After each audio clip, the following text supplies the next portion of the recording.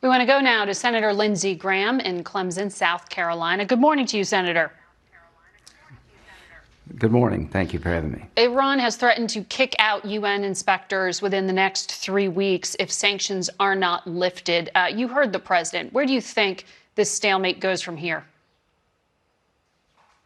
Well, the Trump administration put Iran in a box. As a result, you've got 4 or 5 Arab nations doing peace agreements with Israel.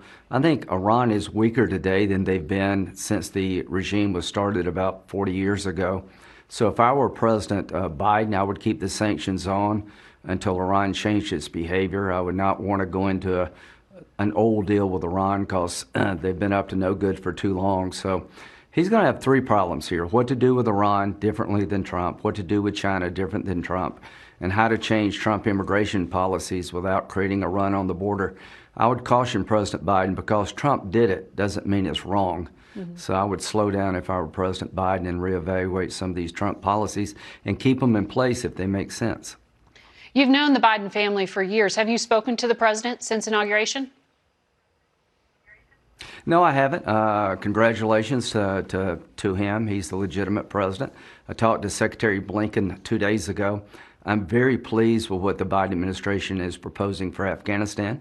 We're going to keep troops there on a conditions-based approach. Past the May? Afghan study group came out with a good say again? Past May, which is when the Trump deal would call for conditions-based drawdown? I think we're not going to leave in May. We're going to leave when the conditions are right. The Taliban have been cheating. They haven't been complying. And so I like what Tony Blinken and the Biden administration is doing. They're reevaluating our presence in Afghanistan to keep the footprint low, but not to walk away and lose all the gains we've achieved. If we leave too soon without a conditions-based withdrawal, ISIS and al-Qaeda will come roaring back. Women will suffer greatly. So they're in a good spot, I think, on Afghanistan. When it comes to Iran, I would caution the Biden administration to go back into the Iranian deal. There's a proposal by myself and Senator Menendez that the Iranians can have all the nuclear power they want. They just can't enrich. And I think Arabs would sign up for that deal, which would be a good deal for the world. Well, we'll stay tuned for what the policy is. I want to ask you about what's happening here at home with the scheduled trial that is supposed to begin on Tuesday of former President Donald Trump. You voted against holding that trial, but you said this on the morning after the siege of the Capitol. When it comes to accountability, the president needs to understand that his actions were the problem, not the solution.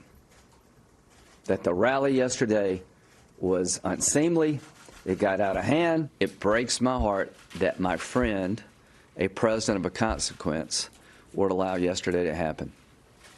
And it will be a major part of his presidency. It was a self-inflicted wound. It was going too far. What changed? Well, it's not a crime. I mean, the House is impeaching him under the theory that his speech created a riot. When you look at the facts, many people had already planned to attack the Capitol before he ever spoke. Well, the trial memorandum from the trial memorandum from the House impeachment managers actually lays out a pattern of behavior. They say it wasn't just the speech. They say this was cultivated over time. Yeah. Well, here's what I would say, that if you believe he committed a crime, he can be prosecuted like any other citizen. Impeachment is a political process. We've never impeached a president once they're out of office. I think this is a very bad idea. 45 plus Republicans are going to vote early on that it's unconstitutional. It's not a question of how the trial ends. It's a question of when it ends. Republicans are going to view this as an unconstitutional exercise. And the only question is, will they call witnesses? How long does the trial take? But the outcome is really not in doubt. That doesn't mean what happened on January the 6th was okay. It means this impeachment in the eyes of most Republicans is an unconstitutional exercise. Right. The president's behavior, in my view, is not a crime, but he can be charged with one if people think he committed it because he's now a private citizen. Well, some Republicans, your colleague Pat Toomey, a Republican, believe that this is constitutional since the president was impeached while he was still in office. But, you know, people can look at this and say, look, when you can't argue a case on its merits, you argue on process. And that's what Republicans are doing right now. Because I want to ask you to clarify this. You said on January 7th this about Mike Pence. The things he was asked to do in the name of loyalty were over the top, unconstitutional, illegal, and would have been wrong for the country. Unconstitutional and illegal sounds a lot like high crimes and misdemeanors. Yeah, well, he wasn't charged with that. The bottom line is the impeachment articles, I think, are unconstitutional because the president is in Florida. He's not in office. Impeachment for a president requires the Chief Justice to preside over the trial. He's not at the trial because President Trump is not the president. So this is not process. The Constitution, I think, has been flagrantly violated because when it comes to Trump, there seems to be no end to all of this. So the trial is going to result in an acquittal. Most Republicans, I don't know what Senator Toomey is going to do, or is going to view this as unconstitutional, and the president's behavior is not incitement under the law.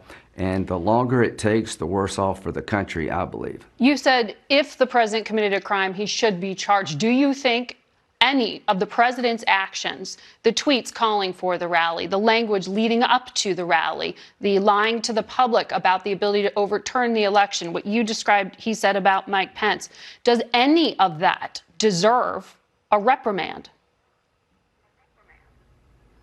Well, I mean, he's going to have a place in history for all this, but the point of the matter is that we're in Congress. We're not prosecutors. Impeachment is never meant to be a prosecution. Right, but you have oversight of Justice Department. Detainers. What do you think?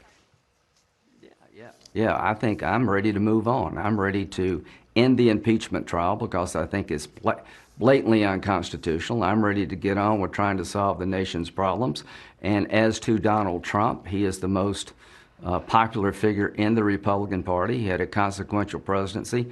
January the 6th was a very bad day for America, and he'll get his share of blame in history. But I do believe that in 2022, the Republican Party is going to come roaring back because our friends on the Democratic Party, on the Democratic side, are going to change immigration policy to have caravan after caravan hit our borders. They're going to raise still our taxes, believe he is the head of the Republican Party? Weaken us across the board. Excuse me again? I'm sorry? You still believe President Trump is the best face for the Republican Party? Yes or no? I think he's the, yeah, well, I think Donald Trump's policies serve the country well. I think Donald Trump has to rehabilitate himself as a politician. But here's what I think. I think most Americans are going to look at the Biden administration. I'm sorry, we are out of time. I'm sorry here to cut you off. I have to take us to a commercial break. Thank you for your time this morning.